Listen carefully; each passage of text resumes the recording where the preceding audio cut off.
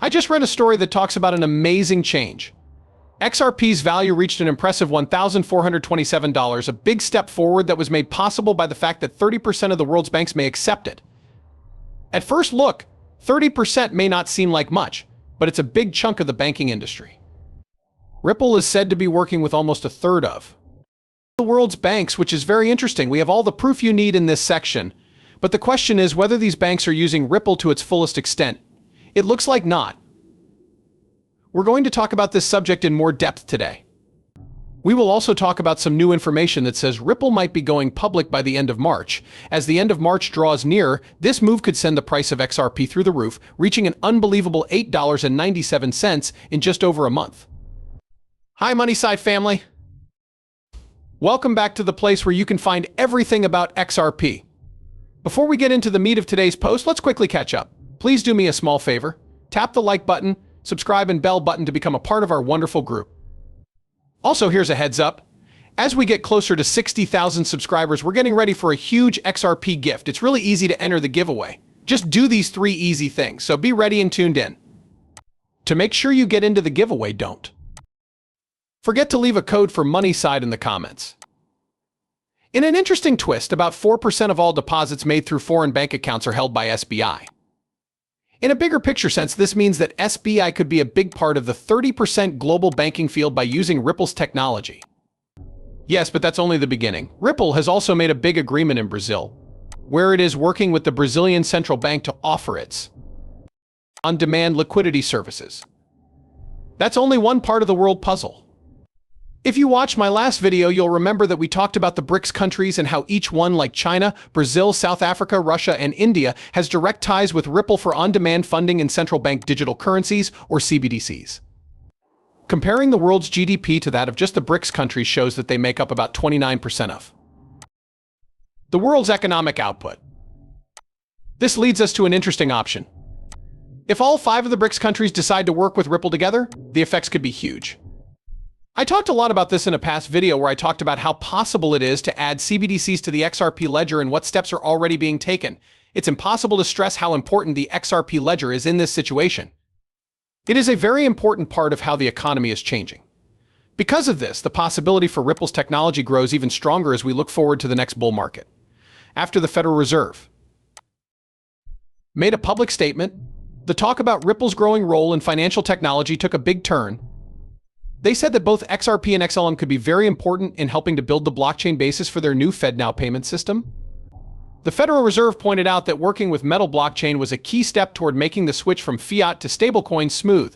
This would help close the gap between standard banking systems and the decentralized finance sector. At the moment, Americans can make fast payments within the United States mostly through third-party apps like Venmo and PayPal or digital cryptocurrency wallets. However, the FedNow service will change everything about this. The platform is still in the test stage, but over 120 organizations, including well-known banks like US Bank and Exchange Bank, as well as a number of payment processors and solution providers, have already signed up to use it. This change gives us a great chance to make a new base for the FedNow service. Not only shows that blockchain technology is becoming more accepted and used in traditional financial services, but it also marks a turning point in the relationship between traditional banks and the new world of decentralized finance. As a leader in cross-border payment solutions and distributed ledger technology, Ripple is set to play a major role in the FedNow project, which is being led by the Federal Reserve. Stellar Lumens XLM, which is known for its blockchain-powered network that makes global transfers faster and cheaper, is also likely to be added to the FedNow ecosystem. This is where the story takes an interesting turn. The story caught the attention of the fintech world not long ago. XRP soars to $1,427 as 30% of banks around the world accept it. It's an amazing development that shows how blockchain and banking can change things. The story says that 30% of the world's banks are now using XRP for cross-border payments, which is what caused its amazing rise in value to $1,427. This amount of adoption shows that a huge number of people want XRP, which has sent its price to all-time highs. The rising value of XRP on the market is not only good news for Ripple, but it could also be very good for buyers. The story gets more interesting when it's revealed that XRP's market share is almost at or above 30%, which points to even wider use in the world's financial systems. In a shocking development just 6 days ago, it was said that XRP transactions could go over $1.2 quadrillion, which would make its price possible $10,000. Today is a huge change because financial institutions are starting to use the XRP system and its digital assets in more ways. The news is out, and no one can change it. The buyback scheme from Ripple is no longer just a guess. It's becoming real faster than anyone thought it would. Ripple Labs, the company that created XRP, is not only thinking about buying it, it is already doing so.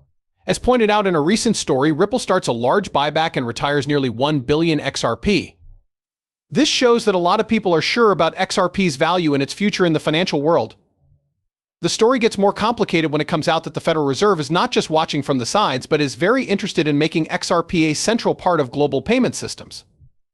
If central banks around the world start using XRP more widely, its value could skyrocket to between $12,000 and $22,000 per coin. This has huge effects. This huge increase in value shows how XRP has the ability to completely change the way global finance works.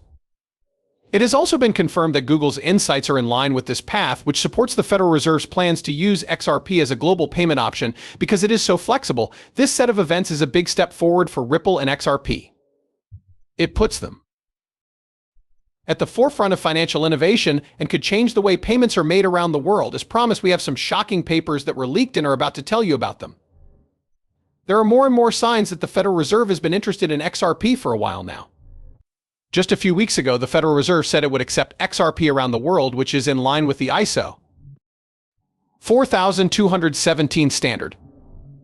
This big plan was supposed to be put into action by the end of 2023, but there were delays that weren't expected.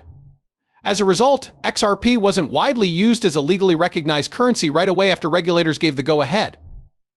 Now, XRP is mentioned with other well-known currencies like the US dollar, the euro, the British pound, and the Canadian dollar, which are all issued by governments or central banks, but the story gets more complicated when it comes out that the Federal Reserve wants to use the XRP digital asset.